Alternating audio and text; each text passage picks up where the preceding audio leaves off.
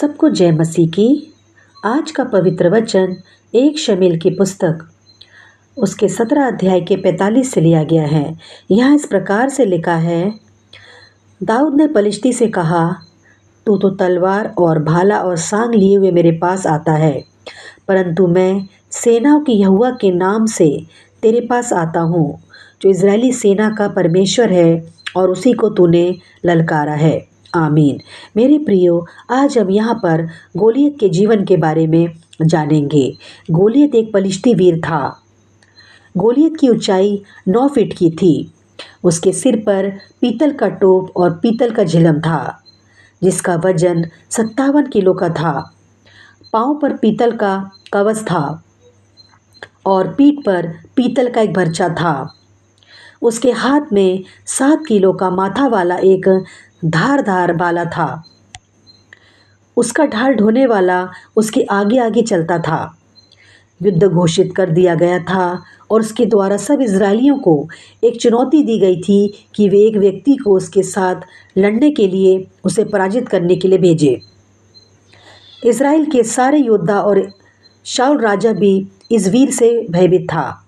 उसने उन्हें अपने संग लड़ने के लिए दिन रात ललकारा, परंतु किसी ने हियाव नहीं किया। दाऊद बेतलहम का एक भेड़ चराने वाला था, जिसने कभी कोई युद्ध कला नहीं सीखी थी और न कभी कोई हथियार चलाया था। राजा को कायल कर दिया और इज़राइल की सेना की यहोवा सर्वशक्तिमान के नाम से आगे बढ़ा। यह जान लेना अति विशेष है कि दाऊद निश्चित तौर पर जानता था कि यह पलिश्ती हार जाएगा और युद्ध जीत लिया जाएगा।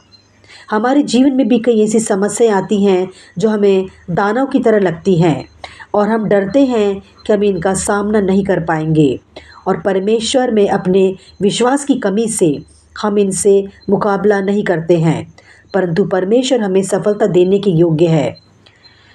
योजना की कीमत कौन चुकाएगा? पैसे कहाँ से आएंगे? कौन जिम्मेदार होगा? क्या काम के लिए हमारे पास योग्य लोग हैं?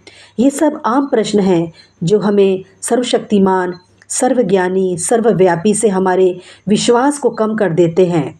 हम दाऊद की दृढ़ता और विश्वास से आगे बढ़े और वीर पराजित हो जाएगा। महफूज हूँ तेरे साए में ऐ खुदा, तेरा हाथ मैं कभी ना छोड़ूंगा। महफूज हूँ तेरे साए में ऐ खुदा, तेरा हाथ मैं कभी ना छोड़ूंगा।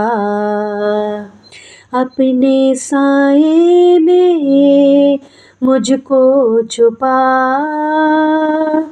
अपने हाथों से मुझको सजा। अपने साए में मुझको छुपा, अपने हाथों से मुझको सजा। भर दे रूह से अपनी सामर्थ से, पंखों में अपनी छिपा। मिट्टी बेजान हूँ मुझको उठा ले, हाथों से अपने बना, हाथों से अपने बना, हाथों से अपने बना। आमीन। हालेलुया। Praise God. अब्बा पिता, धन्यवाद हो, धन्यवाद हो, धन्यवाद हो मेरे प्रभु। Hallelujah, hallelujah, hallelujah, hallelujah, hallelujah. मैं उसके वचन की प्रशंसा करूँगा और परमेश्वर में मैं पूरा भरोसा रखूँगा। आमीन। प्रभु इस वचन के द्वारा सबको ब्लेस करे, आशीष करे।